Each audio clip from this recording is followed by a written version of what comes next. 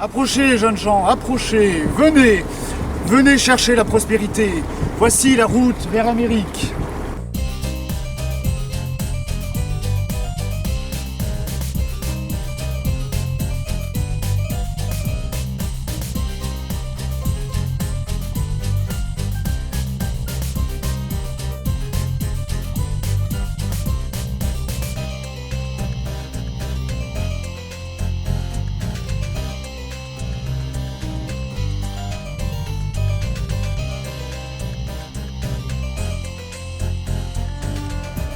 Nous voici à La Rochelle, l'un des 3 plus grands ports français de l'Atlantique.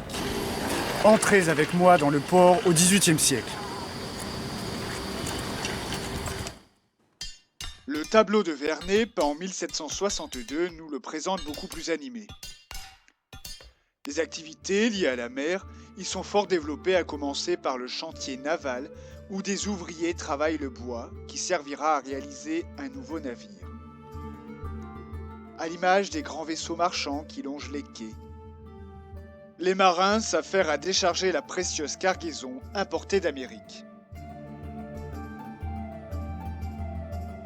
Les bourgeois, richement vêtus de soie et de dentelle, se promènent le long des façades qu'ils ont édifiées.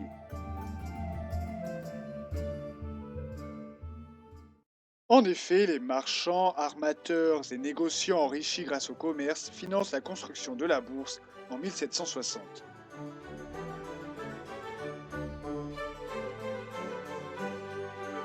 Sur la façade, on remarque des poupes de navires et des trophées à la gloire du commerce maritime. Les directeurs de cette chambre du commerce étaient nommés pour 2 ans, à l'image de Jean Rasteau, grand armateur rochelais.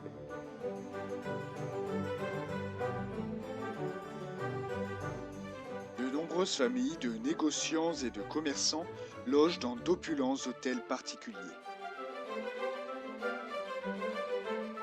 Celui édifié par Aimé Benjamin Fleuriot est l'un des plus remarquables. Comme le montre cette pendule conservée en sa demeure devenue musée, il est issu d'une riche famille de commerçants, ayant fait fortune dans le sucre après avoir hérité d'une exploitation de 250 esclaves à Saint-Domingue. Ce grand bourgeois, considérablement enrichi, obtient finalement une charge de noblesse en 1777. Mais d'où vient cette fortune? Messire Fleuriot aurait-il trouvé un trésor sur une île déserte? A-t-il gagné le gros lot au casino? En entrant dans l'église Saint-Sauveur, on aperçoit un premier indice. C'est une maquette d'un navire marchand de grande compagnie, comme celle de Guinée et du Sénégal, ayant leur port d'attache à La Rochelle. Allons chercher d'autres indices aux archives municipales.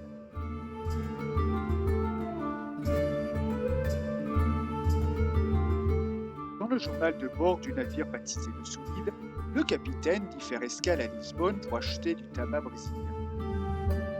Celui du Suzanne Marguerite note qu'il a embarqué quelques couteaux, comme celui-ci réalisé à La Rochelle. Il se compose d'un manche européen et d'une lame de forme africaine.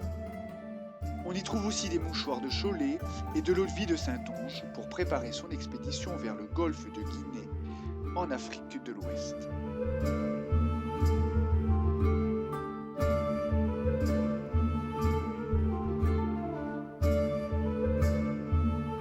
Faut-il en déduire, à la vue de tous ces mouchoirs et de cet alcool en abondance, que les marins étaient souvent enrhumés, soulards et addicts au tabac?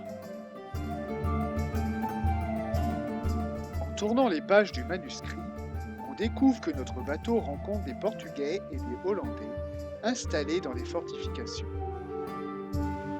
Ces fortifications contrôlent l'accès aux comptoirs africains. Tous ces Européens faisaient des affaires avec des chefs africains.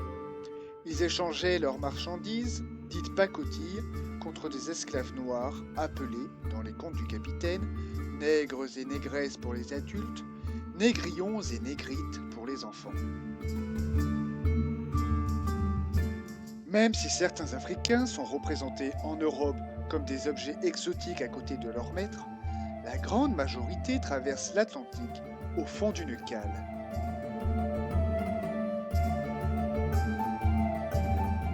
Comme le prouve cette autre page du journal de bord, nombreux sont les captifs victimes du scorbut, de la vérole ou de la diarrhée. Les corps sont alors jetés à la mer. Au nombre de 475 en février 1776, les esclaves ne sont plus que 410 en mai lorsqu'ils arrivent à Saint-Domingue, mais 46 d'entre eux sont alors hospitalisés. Les conditions de traversée de l'Atlantique sont difficiles, comme le prouvent les ex-voto de bateaux accrochés à la cathédrale. Avec ses multiples tableaux, les équipages remercient Dieu ou la Vierge de les avoir sauvés. On reconnaît le Suzanne Marguerite, dont on a découvert le livre de bord. À sa gauche, le Louise du Canada ramené de la fourrure d'Amérique du Nord. Mais celui qui nous intéresse le plus est un 3-mâts baptisé le Saphir. On voit des esclaves noirs sur le pont du bateau en train d'implorer Dieu. En effet, l'absence de vent qui les a immobilisés en mer pendant 4 mois leur faisait craindre de mourir de faim. Observez à gauche l'esclave noir suppliant le commandant du navire. Cette représentation, bien qu'intéressante, n'est pourtant pas le reflet fidèle de la réalité, car il est difficile de concevoir que des Africains, anémistes au moment de leur achat, adhèrent aussi rapidement à la religion des maîtres européens. La traversée terminée, les esclaves sont vendus dans des colonies d'Asie, comme Pondichéry, mais surtout aux Antilles, et notamment à des planteurs de Saint-Domingue.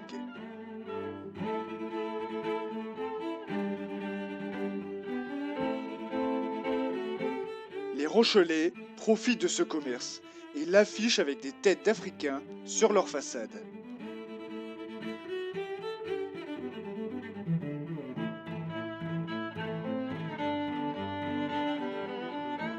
Comme le présente cette assiette conservée au musée du Nouveau Monde à La Rochelle, les esclaves étaient soumis au travail forcé dans des plantations de canne à sucre. Considérés comme des meubles selon le code noir, ils pouvaient être fouettés par leur maître. Certains demandaient leur libération ou se révoltaient. Toussaint Louverture, dont la statue trône désormais au milieu de l'hôtel particulier Fleuriot, organise l'insurrection à Saint-Domingue en 1792, ruinant ainsi de nombreux armateurs rochelais qui possédaient les terres. En effet, en prévision de leur retour, les Européens remplissaient les cales de marchandises tropicales et lestaient parfois le navire avec des galets du Saint-Laurent. Ces derniers étant réutilisés pour paver les rues de la cité charentaise. En effet, comme le prouvent ces contes, à Saint-Domingue, les Européens transformaient leurs navires négriers en simples navires de commerce, en chargeant de l'acajou, du café, de l'indigo et du coton. Avec l'argent obtenu lors de la vente des esclaves, les capitaines achetaient le plus rentable des produits coloniaux, le sucre brut.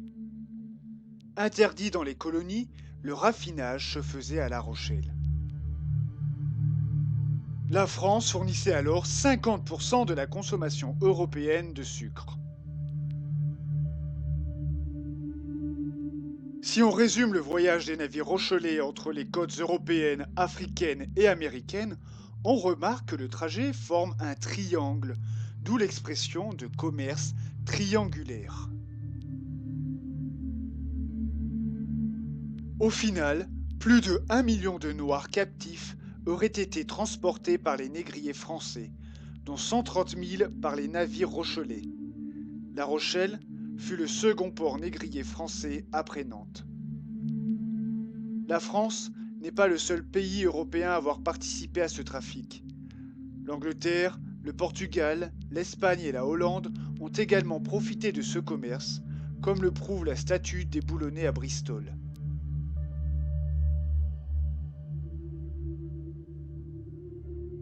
Malgré des tentatives individuelles pour renommer des rues, la ville ne souhaite pas débaptiser les places qui font référence à son passé négrier, tel le square Rasto, nommé en l'honneur d'une famille de planteurs et de négriers. Aujourd'hui, la ville accepte son passé négrier en faisant des expositions sur le Vieux-Port et en ouvrant un musée